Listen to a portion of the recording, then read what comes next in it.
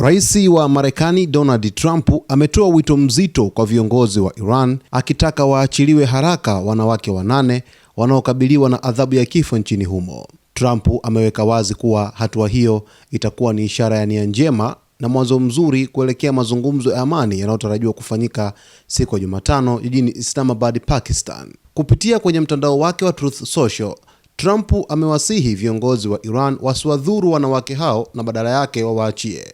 Trump ameandika, "Ningethamini sana kuachiliwa kwa wanawake hawa. Tafadhali msiwadhuru, itakuwa mwanzo mzuri wa mazungumzo yetu." Habari hizi zimeibuka baada ya mwanaharakati wa Marekani Eyal Yacobi kuchapisha picha za wanawake hao akidai kuwa Jamhuri ya Kiislamu ya Iran inajiandaa kuwanyonga wanawake hao.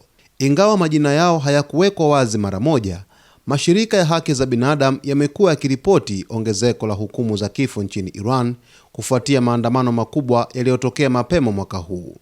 Ombi la pili la Trump linakuja wakati kukiwa na maandalizi ya duru ya pili ya mazungumzo kati ya Marekani na Iran nchini Pakistan. Makamu wa rais wa Marekani JD Vance anatarajiwa kuongoza ujumbe wa Marekani, pia akihusishwa na Jared Kushner na Steve Witkoff ambao watakutana na wawakilishi wa Iran ili kujaribu kumaliza mzozo wa kijeshi uliopo. Hali ni ya wasiwasi mkubwa, kwani makubaliano ya kusitisha mapigano ya muda wa wiki 2 kati ya Marekani na Iran yanatarajiwa kumalizika kesho Jumatano jioni. Rais Trump ameshaonya kuwa kama hakutakuwa na maendeleo kwenye meza ya mazungumzo, Marekani inaweza kuanza tena mashambulizi dhidi ya miundombinu ya Iran. Hii ni hatua ya kidiplomasia ya dakika za mwisho ambapo Trump anatumia shinikizo la kibinadamu kuona kama Iran italegeza msimamo wake kabla ya muda wa kusitisha mapigano haujamalizika. Kama Iran itawaachia wanawake hao, huenda ikafungua mlango wa kupunguza vikwazo vya kiuchumi na kusitishwa kwa mashambulizi ya kijeshi.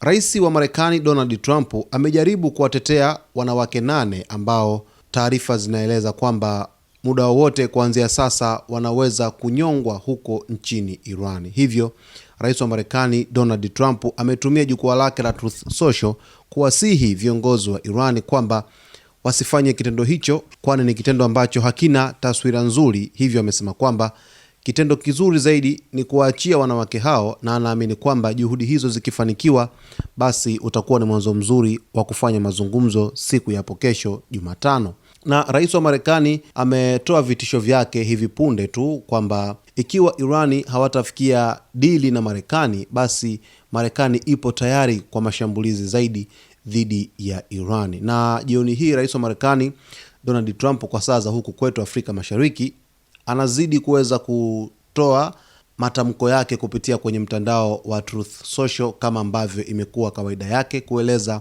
mambo mengi zaidi kwenye mtandao huo. Mazungumzo kati ya Marekani na Iran yanatarajiwa kufanyika siku ya Jumatano pale Islamabad nchini Pakistan, lakini hadi hivi sasa kukiwa na sintofahamu kubwa kuhusu mwelekeo wa Iran katika mazungumzo hayo, kama watashiriki au la hawatoshiriki katika mazungumzo hayo, jambo ambalo kwa kiasi kikubwa sana kwa hivi sasa linaibua sintofahamu kubwa. Lakini Trump amesisitiza kwamba bado kuna mazungumzo kati ya Marekani na Irani na huenda yakafanyika. Huo ni msisitizo ambao rais wa Marekani Donald Trump amekuwa nao nyakati zote, na akisisitiza kwamba Irani wako tayari kufanya mazungumzo na Marekani, japokuwa taarifa kutoka nchini Irani zimekuwa zikikanusha na hazitoi matumaini kabisa kwamba huenda mazungumzo haya yakawepo pale Islamabad nchini Pakistan. Basi mtazamaji wetu, kwa taarifa zaidi ni kuombe uendelee kuwa nasi wakati wote. Tutakujuza yote yanayojiri katika anga za kimataifa. Cha msingi tu usiache kusubscribe channel yetu ya Zone Media, lakini pia ni kuombe uweze kulike, kucomment pamoja na kushare.